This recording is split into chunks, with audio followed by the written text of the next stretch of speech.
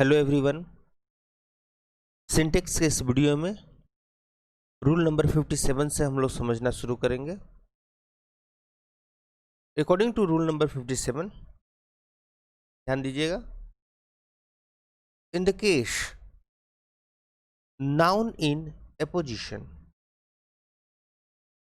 यानी कि noun in apposition की स्थिति में सबसे पहले तो हम लोग ये समझे कि नाउन इन एपोजिशन होता क्या है। तो जब भी एक नाउन के अधिकृत किसी दूसरे नाउन का प्रयोग किया गया हो या एक नाउन के बारे में एक्स्ट्रा इंफॉर्मेशन देने के लिए किसी दूसरे नाउन का प्रयोग किया गया हो, तो जो दूसरा नाउन होता है वो नाउन इन एपोजिशन कहलाता है। जैसे सुदामा यहां एक नाउन की तरह प्रयोग किया गया है। The friend of Krishna, Sudama के बारे में कुछ एक्स्ट्रा इंफॉर्मेशन देने के लिए कॉमा के बाद एक और, या फिर ऐसा बोले कि किसी दूसरे नाउन का प्रयोग किया गया है, द फ्रेंड ऑफ कृष्णा। तो इस कॉमा के बाद प्रयोग किए गए जो ये नाउन होते हैं, ये सभी नाउन नाउन इन एपोजिशन के कैटेगरी में आएंगे। जरा ध्यान दीजिएगा, इसी को हम लोग नाउन इन एपोजिशन कहेंगे। यहां पर सुदामा के बारे में एक्स्ट्रा इंफॉर्मेशन देने के लिए द फ्रेंड ऑफ कृष्णा का प्रयोग किया गया है। तो जब भी ऐसे सेंटेंसेस में वर्ब का प्रयोग करना हो तो किन किन बातों का हम लोग ध्यान रखते हैं, इसे हम लोग रूल नंबर 57 में समझते हैं। In the case noun in apposition, the verb is used according to the number and person of the first noun और प्रोनाउन। जब भी स्थिति नाउन इन ए पोजिशन की हो तो वर्ब का प्रयोग पहले नाउन या प्रोनाउन के नंबर और पर्सन के अनुसार किया जाता है। जैसे Sudama the friend of Krishna,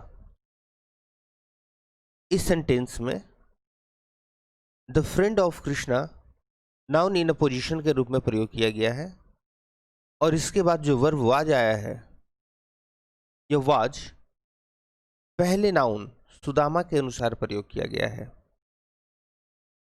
इस सेंटेंस में दोनों सिंगुलर है, इसलिए आप सिंगुलर वर्ब का प्रयोग कर सकते हैं और किसी तरह की कंफ्यूजन भी नहीं होगी। लेकिन नेक्स्ट एग्जांपल में देखते हैं। You my friend are intelligent,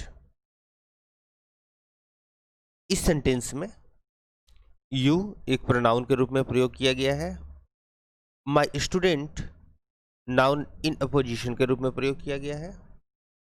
इसके बाद प्रयोग किए जाने वाला वर्ब आर, यह किसके अनुसार आया है, तो नाउन इन एपोजिशन के रूप में प्रयोग किए जाने वाले शब्द के पहले जो प्रोनाउन आया है, इस प्रोनाउन के अनुसार आर का प्रयोग किया गया है।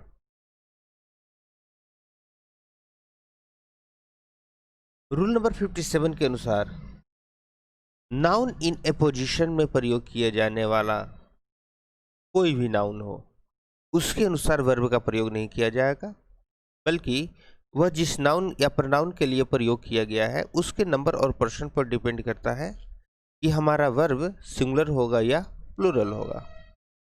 जैसे Usha my younger sister was very clever, इस सेंटेंस में भी जो वाज आया है यह उषा के अनुसार आया है।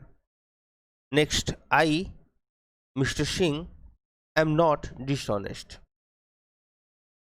यहाँ आई के एपोजिशन में मिस्टर सिंह का प्रयोग किया गया है, तो इसके बाद जो वर्ब आएगा वह मिस्टर सिंह के पहले प्रयोग किए जाने वाले नाउन या प्रोनाउन के नंबर ऑफ पर्सन पर डिपेंड करेगा। तो जरा गौर कीजिएगा, यह एम आई के अनुसार आया है, न कि मिस्टर सिंह के अनुसार आया है। तो जब भी ऐसी स्थिति हो नाउन इन ए पोजीशन की, तो आप जरा ध्यान दें कि नाउन इन ए पोजीशन में जो प्रयोग किया गया नाउन है, वास्तव में वो प्रयोग किसके लिए हुआ है, और उस नाउन या प्रोनाउन के नंबर और पर्सन के अनुसार सेंटेंस में वर्ब का प्रयोग करें।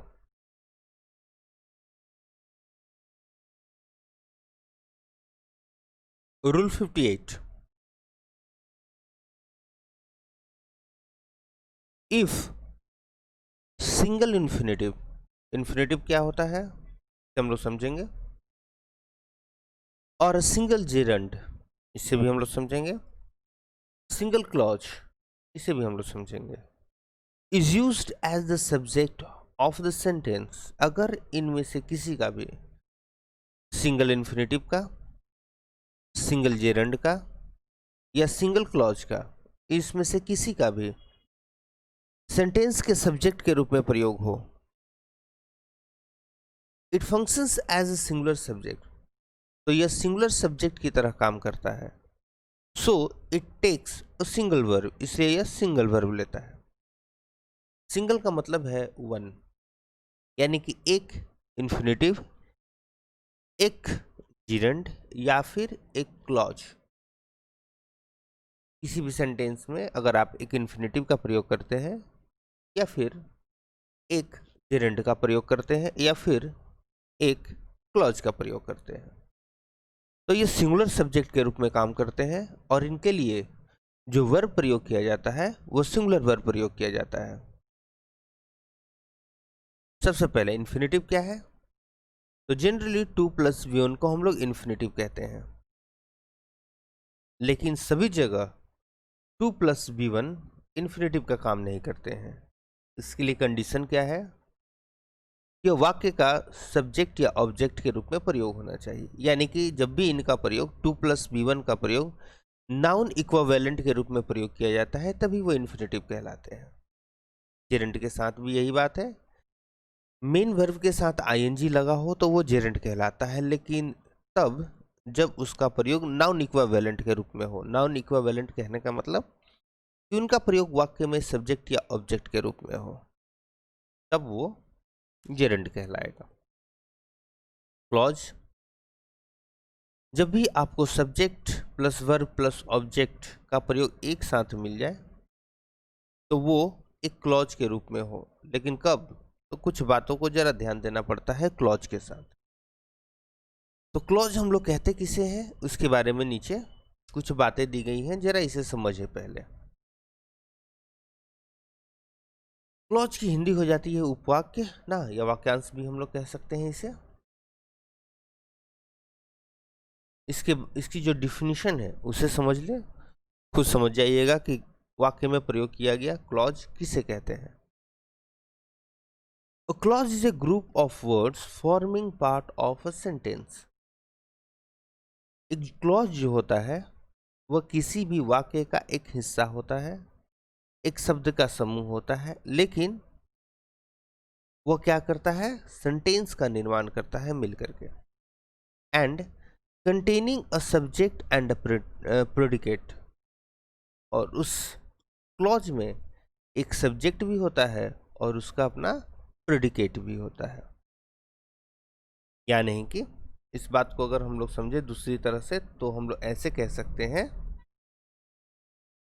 क्लॉज शब्दों का एक समूह होता है जो वाक्य के एक हिस्से का निर्माण करता है, और उस क्लॉज का अपना सब्जेक्ट और प्रेडिकेट होता है।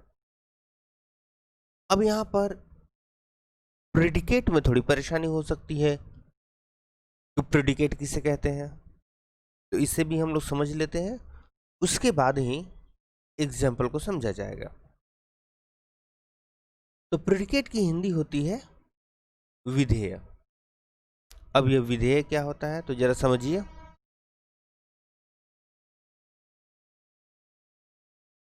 The part of a sentence which has the verb and which tells us what the subject is or does.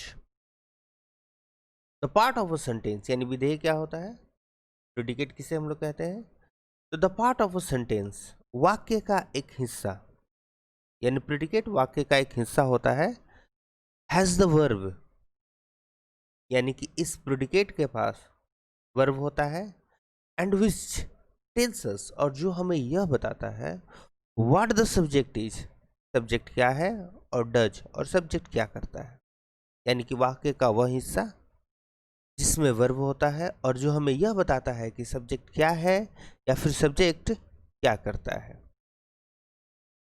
अगर इसे हम लोग आसान भाषा में समझें तो किसी भी सेंटेंस का वह हिस्सा जो सब्जेक्ट को छोड़ने के बाद बचता है वह प्रेडिकेट कहलाता है।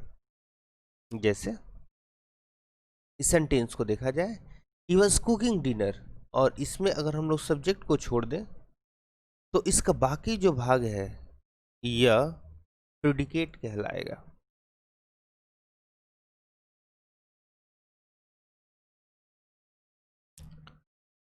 He is dancing on stage for the first time. अब इस सेंटेंस में he is dancing on the stage for the first time ये प्रेडिकेट कहलाएगा। सब्जेक्ट को छोड़ करके जो बाकी भाग बचा हुआ है वो प्रेडिकेट कहलाता है। उसी तरीके से My parents just finished repainting their house, इस सेंटेंस में just finished repainting their house यह प्रेडिकेट आएगा। तो इस तरीके से जो प्रेडिकेट होता है वो सब्जेक्ट को छोड़ करके बाकी भाग होता है। अब वापस चलते हैं हम लोग क्लॉज। क्लॉज क्या कहता है कि शब्दों का एक समूह है जो सेंटेंस का निर्माण करता है और जिसका अपना सब्जेक्ट और प्रेडिकेट होता है। जैसे एग्जांपल में देखा जाए ये सेंटेंस, इस सेंटेंस को अगर हम लोग देखें तो she said that she was in need of money. इस सेंटेंस में सी एक सब्जेक्ट और इसका प्रेडिकेट सेड हो गया। इसका बाद देखा जाए that she was in need of money, इसमें एक सब्जेक्ट सी है, इसका predicate was in need of money हो गया। एक सेंटेंस में एक से ज्यादा क्लॉज हो सकते हैं, इसे घबराने की जरूरत नहीं है। तो जब भी कोई प्रेडिकेट आपको मिले, वाक्य में दो प्रेडिकेट ना हो, सॉरी, जब भी वाक्य में आपको क्लॉज मिले, वाक्य में दो क्लॉज का प्रयोग ना किया गया हो, एक क्लॉज का प्रयोग किया गया हो, तो क्लॉज के प्रयोग के बारे में भी आगे हम लोग बातचीत करेंगे। एक क्लॉज का प्रयोग किया गया हो या वाक्य में एक इन्फिनेटिव का प्रयोग किया गया हो या जिरंड का प्रयोग किया गया हो, जब भी इस तरह से प्रयोग किया जाता है तो यह सिंगुलर सब्जेक्ट के रूप में काम करता है और वर्ब सिंगुलर लेता है। अब एग्जांपल्स के रूप में हम लोग समझते हैं, ज़्यादा क्लियर हो जाएगा। जैसे to swim, two plus V1 यह एक इन्फिनेटिव है। To swim is a good exercise, तैरना अच्छा व्यायाम होता है। अब इस बात को समझिए, इस वाक्य में एक अकेला इन्फिनेटिव का प्रयोग किया गया है, to swim. Swimming is a good exercise, यानी कि तैरना एक अच्छा व्यायाम होता है। यहां पर जिरंड का प्रयोग किया गया है, अकेला जिरंड है। Where she goes is not known to me. अब यहां देखिए, वेयर शी गोज यह एक क्लॉज है नहीं, शब्दों का कुछ समूह है, इसका अपना सब्जेक्ट भी है और इसका अपना प्रेडिकेट भी है। तो यह वाक्य के सब्जेक्ट के रूप में काम कर रहा, वेयर शी गोज, वह कहाँ जाती है। यह इतना इसकी हिंदी हो गई, और यह वाक्य के सब्जेक्ट के रूप में यहाँ प्रयोग किया गया है। और इस वेयर शी गोज सब्जेक्ट के लिए इज वर्ब के रूप में प्रयोग किया गया है। क्योंकि यह सिंगुलर है, एक ही है, सिंगल है, इसलिए सिंगुलर वर्ब का प्रयोग किया गया है। स्विमिंग सिंगल है, इसलिए सिंगुलर वर्ब का प्रयोग किया गया है। टू स्विम एक अकेला इन्फिनेटिव है, इसलिए इज का प्रयोग किया गया है। तो रूल के अनुसार जब भी सिंगल इन्फिनेटिव, सिंगल जेरेंड या सिंगल क्लॉज का प्रयोग किया जाए और वाक्य के सब्जेक्ट के रूप में काम करें तो ये सिंगुलर सब्जेक्ट के रूप में काम करते हैं और इनके लिए सिंगुलर वर्ब का प्रयोग किया जाता है। लेकिन अगर ये डबल हो, यानी कि दो हो, डबल इन्फिनेटिव हो, डबल जेरेंड हो, डबल क्लॉज हो, जब ऐसी स्थिति आ जाए तो उस स्थिति में हम लोग क्या करते हैं, जरा ध्यान दिया जाए। डबल इन्फिनेटिव भी हो, डबल जेरेंड भी हो, डबल क्लॉज भी हो, नहीं, और आर ज्वाइंड बाय एंड, और इनको एंड से जोड़ा गया हो, नहीं, और ये वाक्य के सब्जेक्ट के रूप में काम करे तो उस स्थिति में यह प्लूरल सब्जेक्ट की तरह काम करते हैं और प्लूरल वर्ब लेते हैं। जैसे देखा जाए, to run and to swim, यहां पर दो इन्फिनेटिव आ गए, टू रन भी आ गया और टू स्विम भी आ गया। अब ये चूंकि ये दो इन्फिनेटिव है इसलिए वर्ब जो है वो हमारा बिल्कुल प्लूरल प्रयोग किया जाएगा। To run and to swim are good exercise, S जोड़ दिया जाए, एक्सरसाइजेज होगा, good exercises. Running and swimming are good exercises, यहाँ भी रनिंग और स्विमिंग, यहाँ पर दो जेरेंड हो गए। व्हाट वी से, ये एक क्लॉज हो गया। व्हाट वी डू, यह एक क्लॉज हो गया। क्यों यह क्लॉज हो गया, देख सकते हैं, इसका अपना सब्जेक्ट और इसका अपना बिल्कुल वर्ब है, इसका अपना सब्जेक्ट है, इसका अपना वर्ब है। तो जब भी ऐसी स्थिति हो कि वाक्य में दो क्लॉज का प्रयोग किया जाए और दोनों एंड से जुड़े हों तो उस स्थिति में वो प्लूरल सब्जेक्ट का काम करते हैं और वर्ब भी प्लूरल प्रयोग किया जाएगा। तो यह हो गया हमारा इन्फिनेटिव, जीरंड और क्लॉज से रिलेटेड रूल। Rule number 59। बहुत सारे ऐसे सेंटेंसेस आपको मिलेंगे जहां पर एज वेल एज का प्रयोग किया जाता है सब्जेक्ट को जोड़ने के लिए। तो इस स्थिति में हम लोग वर्ब का प्रयोग किस अनुसार करेंगे, तो जरा इस पर हम लोग ध्यान देते हैं। तो रूल को देखा जाए, if two subjects are joined by as well as and use as the subject of the sentence, the verb is used according to the number and person of the subject used before as well as.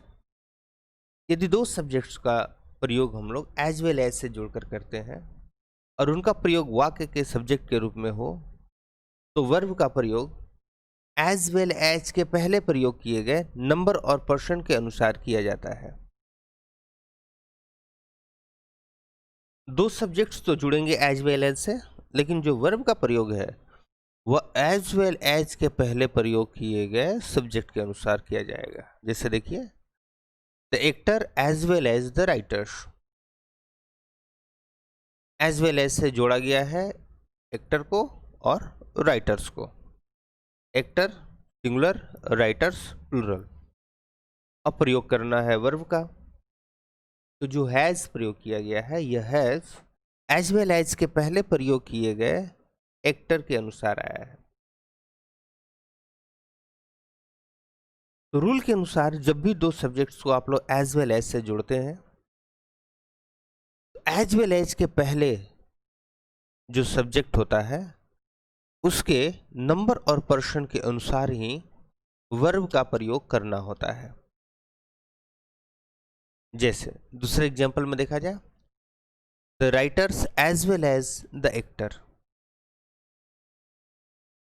अब जरा गौर कीजिएगा, as well as से the writers भी जुड़ा और the actor भी जुड़ा,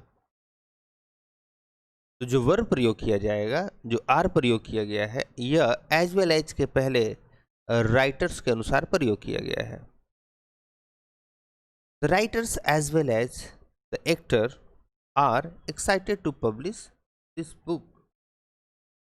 तो जब भी इस तरह से सेंटेंसेस लिखते हैं जिसमें एज वेल एज का प्रयोग किया गया हो और सब्जेक्ट्स को जोड़े गए हो तो उस स्थिति में एज वेल एज के पहले प्रयोग किए गए सब्जेक्ट के अनुसार ही वर्ब का प्रयोग किया जाता है। बिल्कुल सेम रूल देख सकते हैं यहां पर भी। एज वेल एज का प्रयोग बहुत ज्यादा होता है, इसलिए उसके लिए एक अलग रूल दिया गया है। बिल्कुल वही रूल जो है वह नेक्स्ट भी है। यहां पर बहुत सारे शब्द दिए गए हैं, जैसे with, together with, along with, in addition to, and not, like, unlike, including, excluding, but, besides, except, rather than, accompanied by, headed by, guided by, eh, governed by, controlled by, led by, dominated by, run by।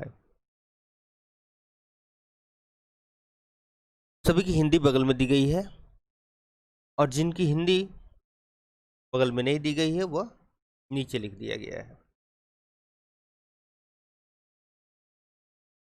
इन सभी words के साथ भी बिल्कुल 59 number जो rule है वही है, लागू होता है। जब भी इनके द्वारा आप सब्जेक्ट्स को जोड़ते हैं, या यूं कहें कि जब भी इनके बाद कुछ कोई भी बात जोड़ी गई हो, नाउन का प्रयोग किया गया हो, तो जो वर्ब का प्रयोग होता है इनके पहले प्रयोग किए गए सब्जेक्ट के नंबर और पर्सन पर डिपेंड करता है। जैसे देखा जाए, द क्रिमिनल along with, जरा गौर कीजिएगा, along with का प्रयोग किया गया है यहाँ पर, जरा देखिए।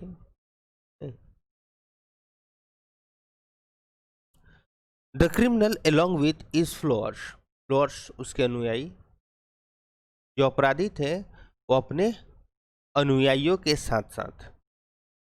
अब ध्यान देने वाली बात है, यहाँ क्रिमिनल का प्रयोग किया गया है जो कि सिंगुलर है, यहाँ फ्लोर्स का प्रयोग किया गया है जो प्लूरल है। अब इसके बाद वर्ब का प्रयोग करना है, तो वर्ब का प्रयोग जो होगा वह along with के पहले प्रयोग किए गए सब्जेक्ट के नंबर और पर्सन के अनुसार होगा। क्योंकि क्रिमिनल यहाँ सिंगुलर है, इसलिए वर्ब वाज का प्रयोग किया गया है। He and not his brothers, he singular है लेकिन यहां प्रयोग किया गया ब्रदर्स प्लूरल है, तो वर्ब का प्रयोग एंड नॉट के पहले प्रयोग किए गए सब्जेक्ट के अनुसार होगा। The principal with all his teachers, principal singular है लेकिन विद ऑल हिज टीचर्स में प्रयोग किया गया जो नाउन है वो प्लूरल है। तो जो वर्ब का प्रयोग होगा वह विद के पहले प्रयोग किए गए सब्जेक्ट के अनुसार होगा। जब भी ऐसी स्थिति आए, ध्यान दें कि किस तरह के वर्ब का प्रयोग करना है। 61 नंबर रूल में हम लोग ध्यान देते हैं। यहां पर कुछ कंजंक्शन के शब्द दिए गए हैं, एक एक को समझा जाए।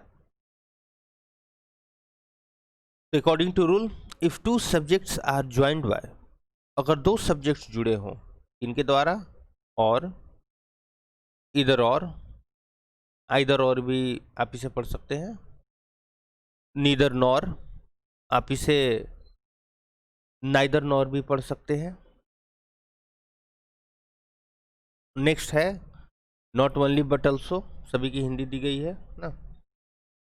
अगर इनसे दो सब्जेक्ट्स जुड़ते हैं and used as the subject of the sentence, और इनका प्रयोग वाक्य के सब्जेक्ट के रूप में किया जाता है, तो वर्ब का प्रयोग, तो the verb is used according to the number and person of the subject which is near to verb. यहाँ खास बात ध्यान देने वाली, तो वर्ब का प्रयोग उस सब्जेक्ट के नंबर और पर्सन के अनुसार किया जाता है जो वर्ब के नजदीक होता है। यानी कि हमें जो वर्ब प्रयोग करना है, जहां वर्ब का प्रयोग करना है, उसके नजदीक जो सब्जेक्ट है उसका नंबर और पर्सन क्या है, उसके अनुसार हमें वर्ब का प्रयोग करना है। जैसे देखिए, neither he nor I, neither he nor I was guilty. अब इसमें तो दोनों आपको सिंगुलर ही है, इसलिए कोई प्रॉब्लम नहीं है। आगे देखते हैं हम लोग नेक्स्ट। इधर द फादर नहीं और हिज सन्स। अब यहाँ देखिए, फादर का प्रयोग किया गया, सन्स का प्रयोग किया गया, एक हमारा सिंगुलर और एक प्लूरल। अब कंफ्यूजन कि वर्ब का प्रयोग क्या किया जाए, तो रूल ये कहता है कि जब भी इधर और से दो सब्जेक्ट्स जुड़े हों, तो उस स्थिति में जो वर्ब का प्रयोग होगा वह वर्ब अपने नजदीक वाले सब्जेक्ट के नंबर और पर्सन के अनुसार प्रयोग होगा।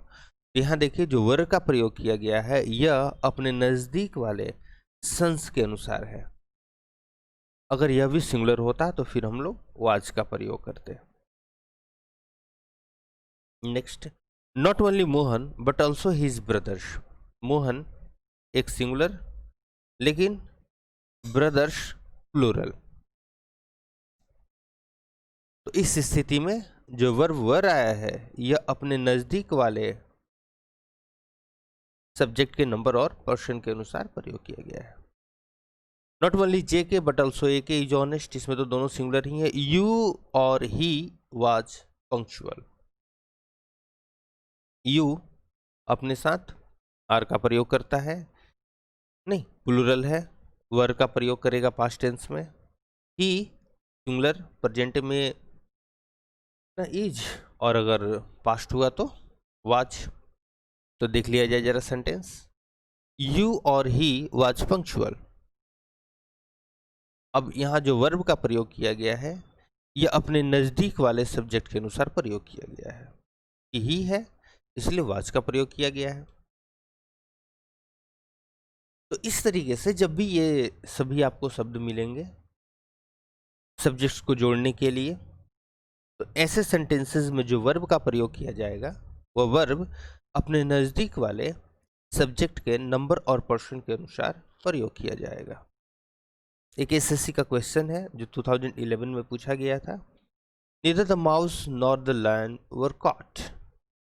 क्या गलती है, बिल्कुल समझ सकते हैं आप। माउस को देखिए, यह भी सिंगुलर, लायन को देखिए, यह भी सिंगुलर, तो फिर ऐसी स्थिति में वर का प्रयोग गलत है। रूल तो बहुत सारे हैं सिंटेक्स के, लेकिन और हम लोग एक क्लास में जो है रूल देखा जाएगा। उसके बाद इसके क्वेश्चंस आंसर को हम लोग सॉल्व करके सिंटेक्स को ख़त्म किया जाएगा। उसके बाद फिर हम लोग next topic time and tense का शुरुआत करेंगे। तो आज के लिए इतना ही रहने दिया जाए। Till then, bye everyone.